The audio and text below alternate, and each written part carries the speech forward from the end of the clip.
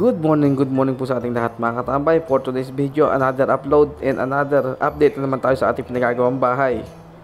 Pasensya na nga po pala at hindi natin nakukuhanan lahat ng kaganapan dito sa ating pinagagawang bahay dahil nga busy rin si Mrs. sa mga iba pang gawain. For today's video ay pagpapatuloy lang nila ang kanilang paghuhukay para sa asintada ng ating hollow blocks bago tayo uli mag-tie beam sa area na to.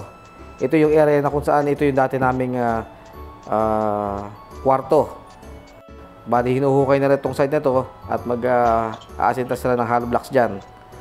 So, dito naman sa area na to, area ng magiging banyo yun mga tambay, ay tuloy lang sila sa paggawa ng posteron. So, dito naman hindi natin na nakuhatan last time yung pag-asintada ng hollow blocks doon sa area na yun. Ngayon ay sinisinsil nila yung ilalim na beam dahil kailangan nating i-connecta yung bakal na yon papunta sa kabilang poste dahil yun ang magiging tie beam para sa sala.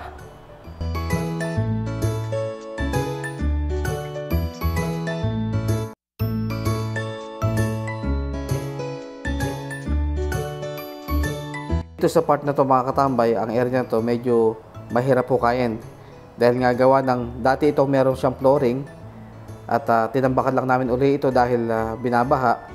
So nung tumataas uli ang baha, saka uli flooring. Kaya dalawang semento o dalawang flooring ang kailangan magbagin doon.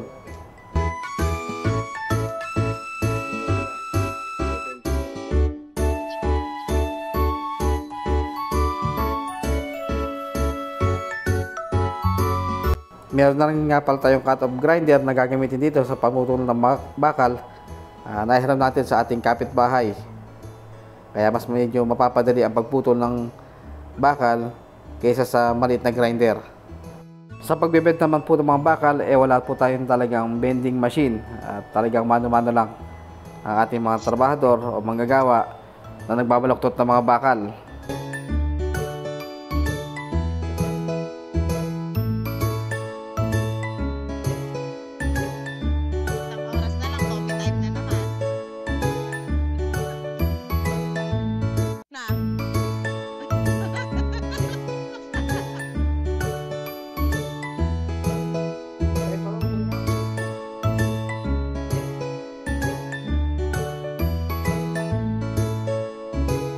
Kung mapapansin nyo mga katambay, meron na rin mga horizontal bar sa taas ng ating poste. Ito yung magiging tie beam natin para sa gagawing slab. Kung dati ay plano lang namin talaga sanang paabangan ng slab, nagdesisyon na rin kami mag-asawa na pa-slab na rin talaga. At total sabi nga, balak na mag second floor, wag na sanang abangan na pang second floor or slab. Slab banda, yun ang magiging pinakabubong ng bahay.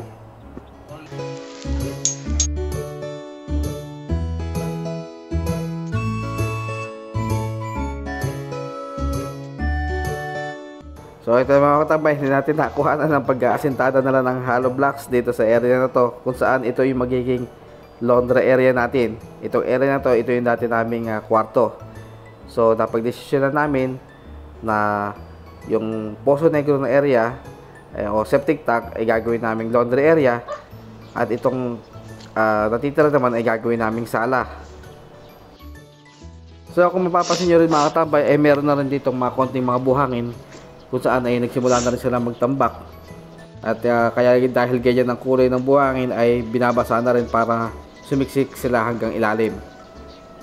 Itong area na pala ito yung magiging aming kusina at itong merong nakaabang na pintuan, ito ang aming magiging banyo. So ayan, meron na rin mga naka-install na mga PVC para sa ating piping ng ating toilet.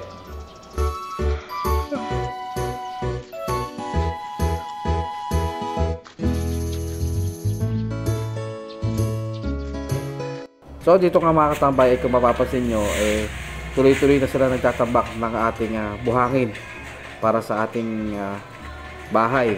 Dahil plano na rin nila na sana ma-flooring na to.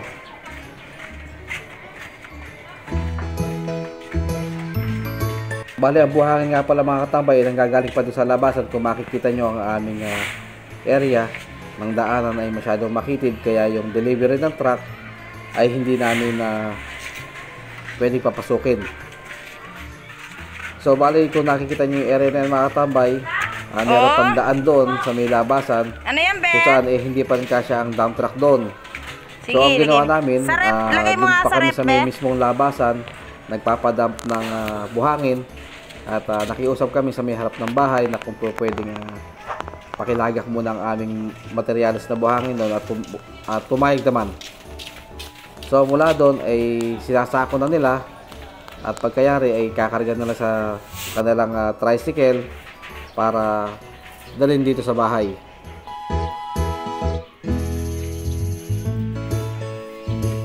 Inuhukay nila. Meron na ata kayong naitagong mina dyan inuhukay nyo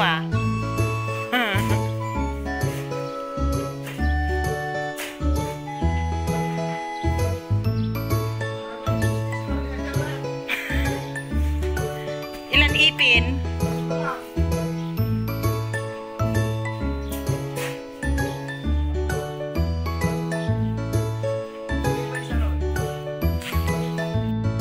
So dito nga mga katambay ay nakapagtambak na sila ng buhangin, at kung man yung mapapansin ay dito naman ay binabasaan naman nila ng tubig para sumiksik yung buhangin, at sinasabayan na rin ng pagdidikdik o pagkukumpak para lalong masiksik.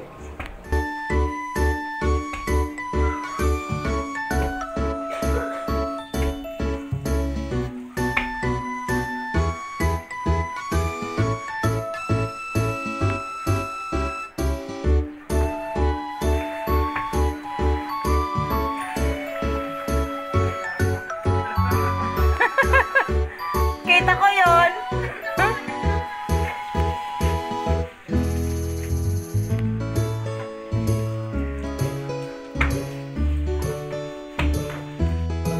So ito na yung mga nagawa nila for today's video mga katambay, Maliliit at lang ito'y naman. nagsisimula na rin sila tambak dito sa ating magiging salad laundry area.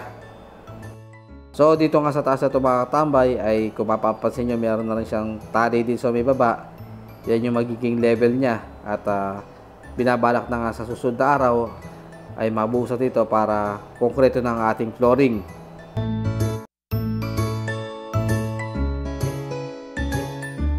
So dito naman si area na to, ito yung ating magiging banyo, at kung mapapansin nyo ay tambak na rin sila ng lupa, at sasabay-sabay na rin niyang bubuhusan para maging konkreto ng ating flooring.